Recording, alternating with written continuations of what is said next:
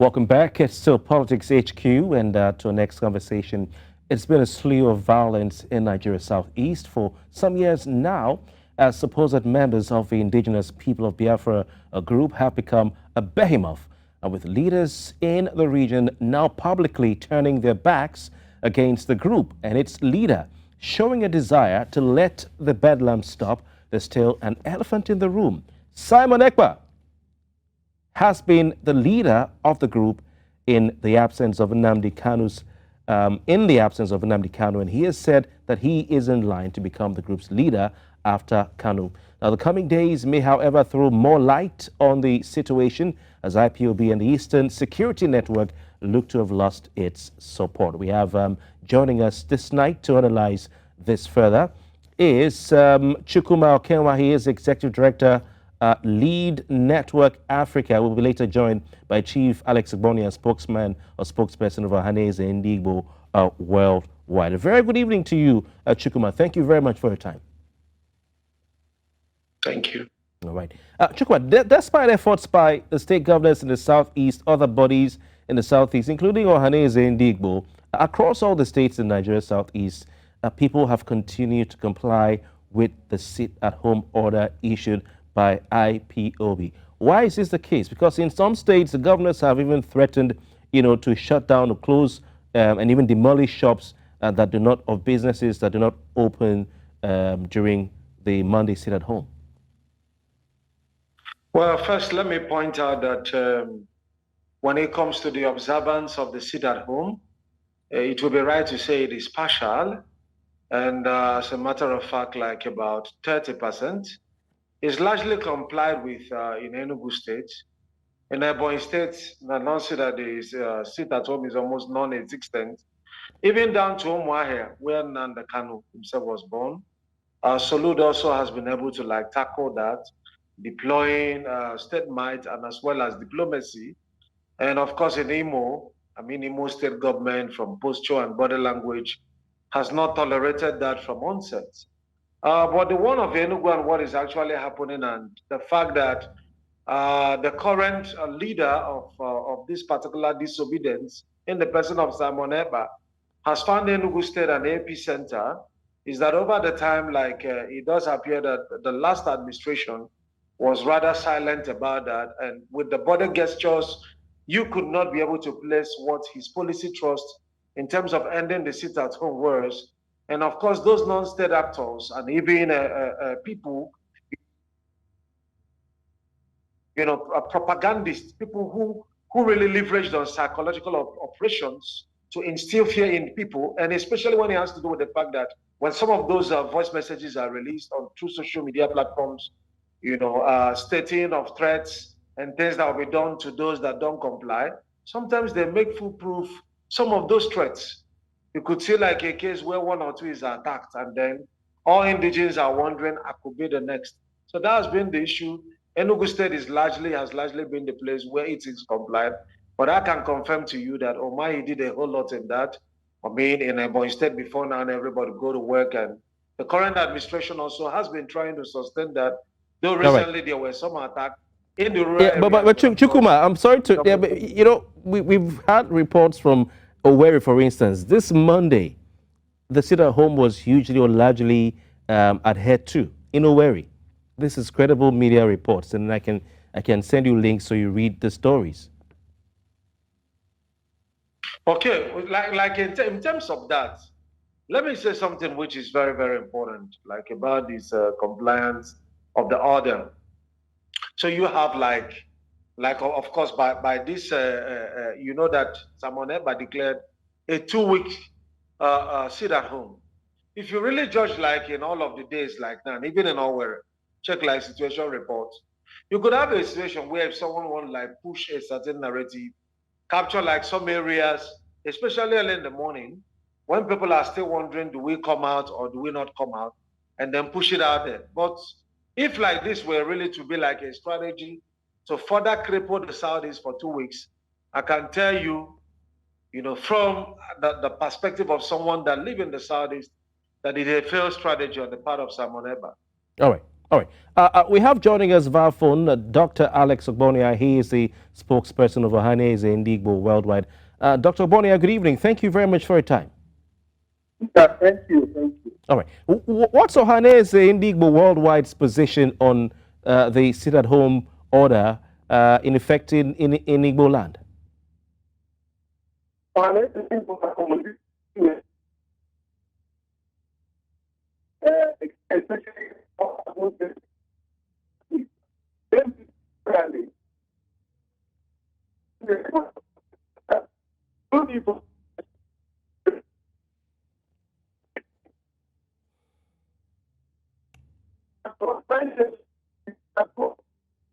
And there's no, some people are not coming out, not because of that they want to that they are not actor that try to enforce it at home. That's the problem. That the environment is like giving to what is seven look at the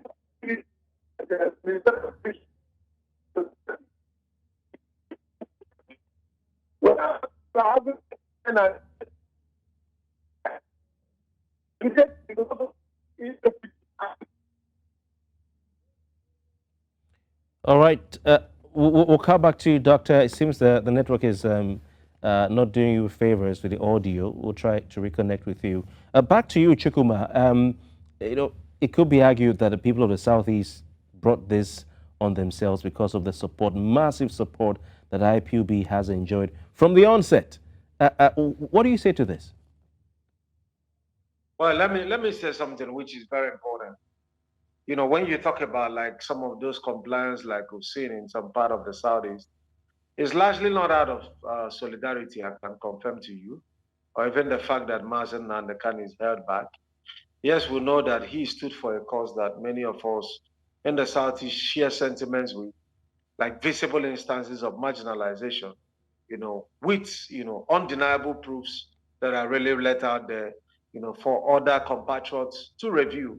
But how be it, I would say that one of the major things why this whole thing went the way it is that initially, when we actually expected our leaders to step up to the challenge, it was more or less like leaving or relinquishing their responsibility to non-state actors to determine the pace of things in the Saudis. Because you have all of the security forces at your beck and call, right? You have your security votes. So what then are you supposed to? How then are you supposed to like let people without a command, without an organized force, without a uniform, without an office to be like a sort of like a threat, when the basic and primary purpose of government should actually be for security of lives and the welfare of the people. But I mean, you've painted all the picture and you've told us all these things. But yes, what you've said is true. But the IPOB who brought about or who made this sit-at-home order have had massive support from the onset in the southeast, and so that is what has led to where we are today. If I sit back at home, if I sit back at home for fear that if I step out of my house, I could be harmed, based on the previous things that has happened in time past, where some people actually flouted such orders and government could not protect them. That would not be solidarity. Yeah, but Chukwuma, you're talking about sitting at home out of fear, which is true from reports and interviews I've had over the years. But the thing is, someone made that sit-at-home order, and that person had some legitimacy, encouragement. He started as a one-man army, formed a group, and had support, and became a behemoth of sorts, a rolling stone of sorts. So before the sit-at-home, there was IPOB. Before the sit-at-home, it could be argued there was ESN, who were given support, and that is what led to where we are today. So what I'm saying is the support from the onset. Should we from the Southeast look at ourselves and say, hey, we shouldn't have supported these people? It's because of our support, that's why we are where we are today. No, not at all. Let me say something. So there are two issues here.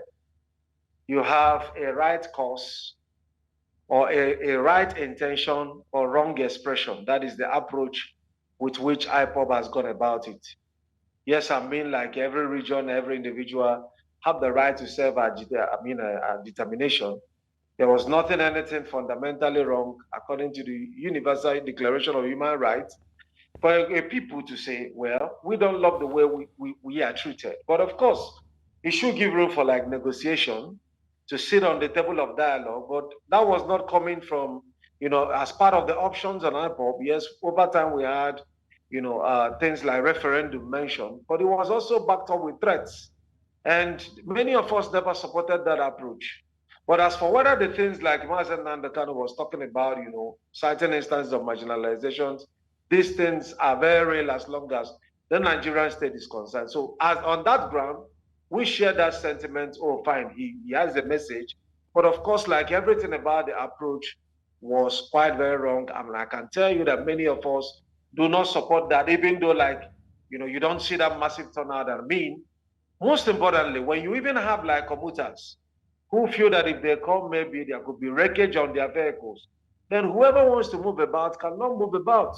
That's the simple truth. And another thing that is good to also point out, because at this point now, it is no longer all about IPOB. I mean, you have a new sheriff, as long as that command is concerned. IPOB as a platform has come out severally to dissociate themselves from, number one, the sit-at-home orders, even right from onset, and number two, the person of Mazi Simon Ekpa, because over time, when he actually wants to step into like a leadership gap that existed by the incarceration of the IPOB leader, he was starting himself as the disciple of Mazi. Okay. All right. Right? All right. All right. Sorry to interrupt, Chukuma. Dr. Alex Boni, are you still with us? Yes, I'm here. All right. All right. Doc, what's the position of Ohaneze Ndigbo worldwide on this sit-at-home issue? We have consistently condemned the sit-at-home. We have consistently condemned the sit-at-home because it affects the economy of the people of the South. I want to nobody like the difference is that on the sit-at-home days, they don't take action. Begin to sit-at-home. I'm not sufficient police officers on the digital operatives to monitor and to get confidence in people. So see that not that they want to comply with that, and they are afraid. So what I try to add as we did that no.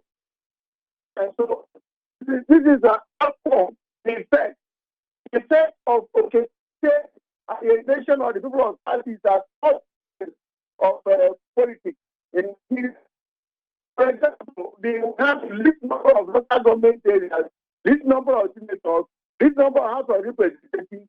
Look at it submitted to the Senate the other day. Only five persons from the South, but there are some other ones are getting about 10. This is our sources of the agitation. In fact, the agitation everywhere in the South is because of the unfairness, inequity, and the injustice to the people of the South. That is what creates the environment, makes them create an enabling environment for all forms of agitation. So somehow the Nigerians know the cause of the problem, but they don't want to solve the problem. The moment you begin to look at starting with some level of fairness and social justice, some of these agitations will stop. As we have made it clear, we are not in support of the sit-at-home, except that we do not take act or try to enforce it. It's been affecting our economy, we condemn it, and by God's grace, I want to believe that those bad eggs will be overwhelmed very soon. Chikuba, let's talk about the ESN briefly. We've seen attacks. On. Okay. Well, we'll stay with Chief. Chief, what are your thoughts on the ESN, the Eastern Security Network? You've seen attacks on people from the southeast on days that are declared sit-at-home, Mondays in particular, when they've attempted to move around for their business and their activities. Some have been killed, some have been burnt alive and all that. The ESN has been fingered as possibly being responsible for this. Who are the ESN and by whom were they formed? Chief. Well, the ESN, all these things are not said of as a matter of fact, but some of these things are coming on board because the state actors have failed in their responsibility. I think this of ESN came on board about 4 years ago. We had the herdsmen going about everywhere, destroying crops, and it appeared there was no way to checkmate them. And that's what gets back to what we call ESN as at that time. So I think that one is reducing as a matter of fact. The man who the group that came up and the IPOB people, and they are inclined against that now.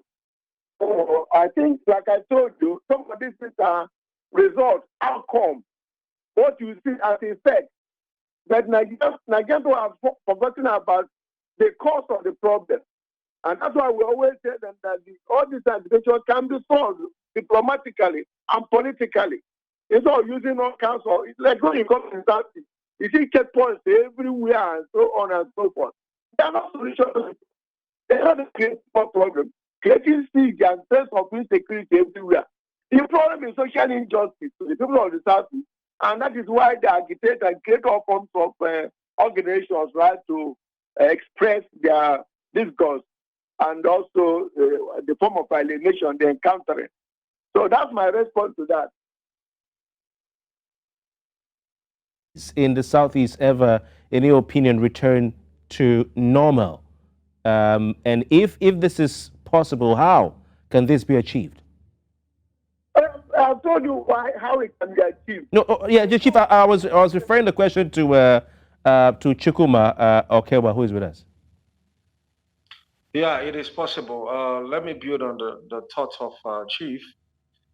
Some things cause this, and part of it would actually be like to pacify those grievances and visible feelings of negligence when like those from the Southeast are treated as maybe strangers and not co-stakeholders, like more or less like tenants and not co-stakeholders of the same nation. And we want, to see some of those, issues of conscience, Okay. that results to agitation Okay. being addressed.